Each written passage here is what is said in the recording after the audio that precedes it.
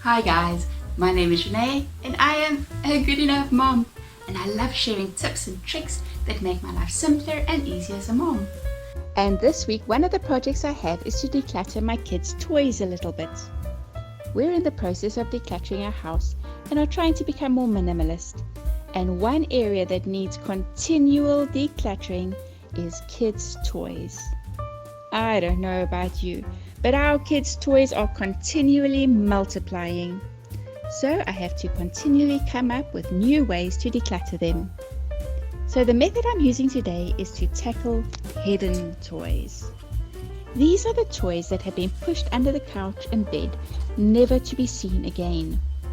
My theory is that my kids haven't seen these toys for quite some time and haven't been looking for them. So I think that there will be a few that I can safely declutter without them noticing. To start off with, I take away all the clothes. I also make sure to throw away as much rubbish as possible.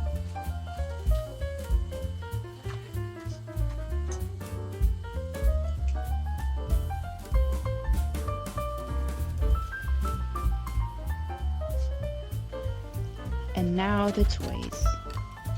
My go-to method every time is to group like with like. Once I've got everything grouped, it is far easier to put them where they belong and to see how much we have. I sometimes wish I could just declutter everything under here, but I don't have the heart to do that. But at least once everything is put away, I do have a small pile that I can declutter. And of course I threw away a lot of garbage, so there are less toys in here now.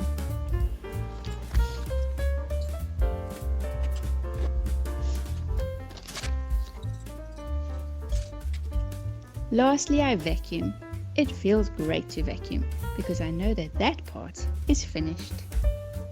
Next up, I do the toys under the bed.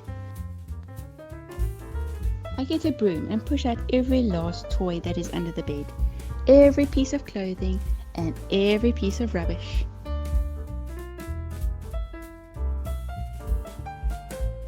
And then I follow the same process again. Put all the clothes away.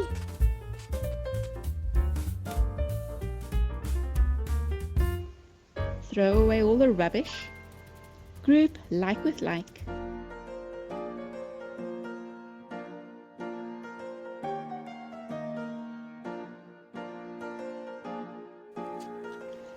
Put all the toys that we are keeping back in their correct places. Yay! There's another little pile to declutter. It is really tricky to declutter kids' toys because you're taking away someone else's possessions. I am trying to do it little by little, but hopefully in the end it'll make a big difference.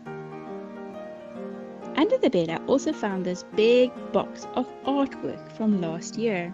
I know that all the artworks that I loved I would have put on the wall immediately, so I suspect that in this box is just lots and lots of quick artworks that don't really have much value.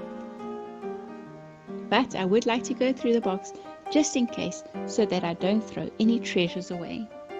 I also take out any paper that can still be drawn on. Oh, here is a book or two that was in the box and I think I should keep them. So here is one big box of artworks that can be decluttered. This will make a big difference.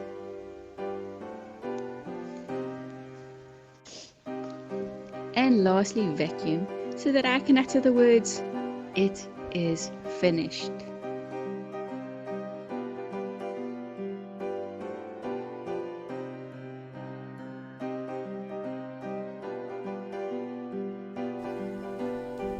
A few weeks ago, I watched a video from Wonderful Life with Diane, and she made some delicious chili garlic oil from chilies in her garden. I then remembered that my peppadew chilies were ready to be picked and were starting to dry on the bush, and decided to make some too. To be honest, my chili garlic oil didn't turn out at all like hers. Mine turned into these absolutely delicious chili garlic crunchy bits. So in the description, I'll put a link to her delicious looking chili garlic oil, but I'll also show you how I made my delicious chili garlic crunchies. I used a basic method, so I'm just briefly going to show you how to make it. So you start with chopping up your chilies and garlic.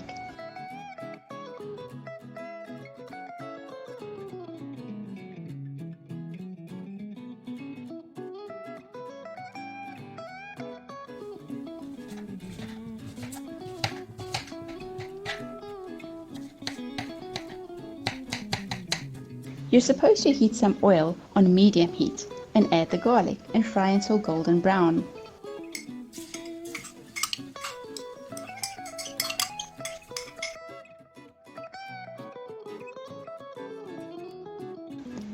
Later you add the chilies and mix well. Now this is where I noticed that I was going wrong. I think I had too few chilies, so I decided to add some red pepper to bulk it up.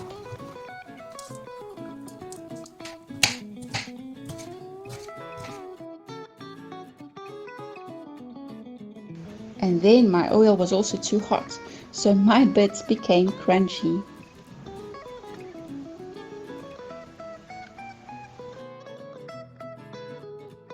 When you think that your chili garlic oil is ready, add some brown sugar and mix well.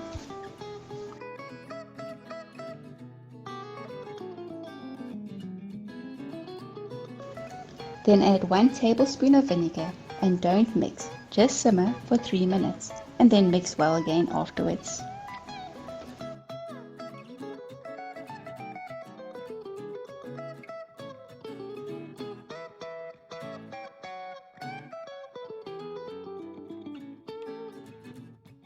When it is cool, put it into a jar. We've been eating our chili crunchies on all sorts of meals and they are delicious. So if you want chili garlic crunchies, then make your oil too hot. And if you want some nice sauce, head over to Wonderful Life with Diane to see how she makes it as a sauce. Okay, are you guys ready to find out what the new month's country is? Yay! Oh, my month. I hope it's one of yours. Okay, let's try. Wonder what the new country is. It's not my country. It's South Africa. At the beginning of the year, each child chose several countries that they would like to learn more about. And each month, we select a country from a bag. And this month, we are learning more about South Africa. We live in South Africa and we love learning more about our country and would love to share some of the interesting things with you. The first thing that you need to know about South Africa is that it is incredibly diverse.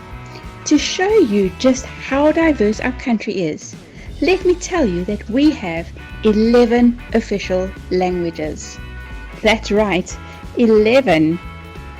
We have English, Afrikaans, Venda, Zulu, Tsonga, Southern Sotho, Northern Sotho, Tswana, Ndebele, Swahili, and Xhosa.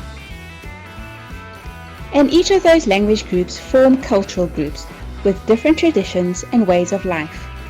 Yet, we are all South Africans. There are many cross-cultural families in South Africa. For example, in our family, I'm from an English background and my husband is from an Afrikaans background. He can also speak Xhosa quite well, and we both know a few words of Northern Sotho and Zulu. But you also find many people in South Africa who are fluent in many of the official languages.